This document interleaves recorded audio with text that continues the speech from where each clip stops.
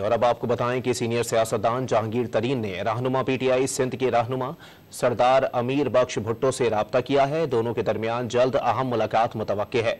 लीगी क़यादत ने भी सरदार अमीर बख्श भुट्टो को मुस्लिम लीग नून में शमूलियत की दावत दी है।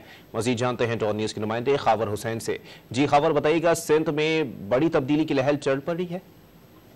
जी बिल्कुल। अब पंजाब के बाद जहांगीर तरीन की परवाज सिंध पर भी मंडला रही है और उन्होंने सिंध में राब्ते करना शुरू किए हैं। जो सिंध नेशनल फ्रंट के मरकजी आमला के जो अरकान हैं उनसे राब्ते हुए हैं, जिनमें सरदार अमीर बख्श भुट्टो हैं। उन्हें बाकायदा शमूलियत की दावत दी गई है जहांगीर तरीन की जानिब से, जिसके बाद उन्होंने अपनी मजलिस आमला का एक इजलास तलब कर लिया है।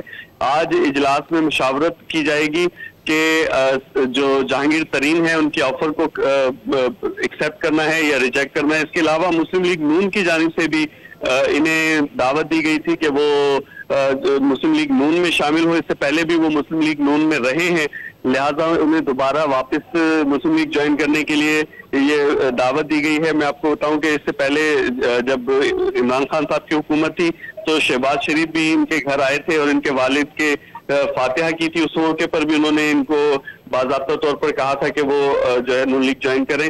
लेकिन अब जहांगीर तरीन की जानिब से जो राब्ता हुआ है वो काफी ज्यादा स्ट्रांग है। इससे ये साबित हो रहा है कि अब जहांगीर तरीन का रुख जो है वो सिंध की तरफ है और सिंध में जो पीटीआई के अरकान जो पीटीआई छोड़ रहे हैं वो उनसे राब्ता कर रहे हैं और उन्हें अपने साथ मिलाने की कोशिश कर रहे हैं। जी बहुत शुक्रिया खावर हुसैन अपडेट करने के लिए।